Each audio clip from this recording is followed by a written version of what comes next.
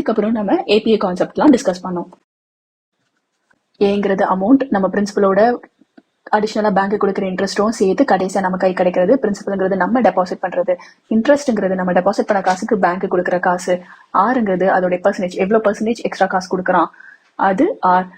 N R T இது வந்து time period, number of years, time period எப்படி வேணா சொல்லலாம். ஸோ இதில் சிம்பிள் இன்ட்ரெஸ்ட், காம்பவுண்ட் இன்ட்ரெஸ்ட் நம்ம ரெண்டு பார்த்தோம். எஸ்ஐ சிம்பிள் இன்ட்ரெஸ்ட்டை பொறுத்த வரைக்கும் பிஆர்டி பை 100. இந்த டீங்கிறது எப்பவுமே இயர்ஸ்ல தான் இருக்கணும். இது இன்ட்ரெஸ்ட் மட்டும், வெறும் இன்ட்ரெஸ்ட் வேல்யூ கண்டுபிடிக்கிறதுக்கான ஃபார்முலா.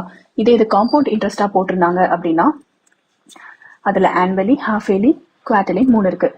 ஆனுவலி அப்படின்னா amount equal to principal into 1 plus r by 100 the whole power n. Half yearly or semi annually அந்த மாதிரி கேஸ்ல அமௌண்ட் வந்து பிரின்சிபல் இன்டூ 1 plus ஹாஃப் இயர்லிங்கிறதுனால பாதி, so by 2, r by 2 divided by 100 the whole power 2n. ஏன்னா half இயருக்கு ஒரு interest போட்டுருவாங்க, ஒரு வருஷத்துல 2 ஹாஃப் இயர் இருக்கறனால 2.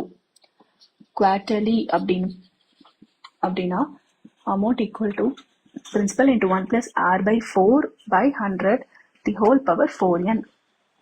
இது மந்த்லி கூட கேட்டாங்கன்னா 12 போடுவோம், ஏன்னா 12 months ஒரு வருஷத்துக்கு. 1 plus r by 12 divided by 100 the whole power 12n.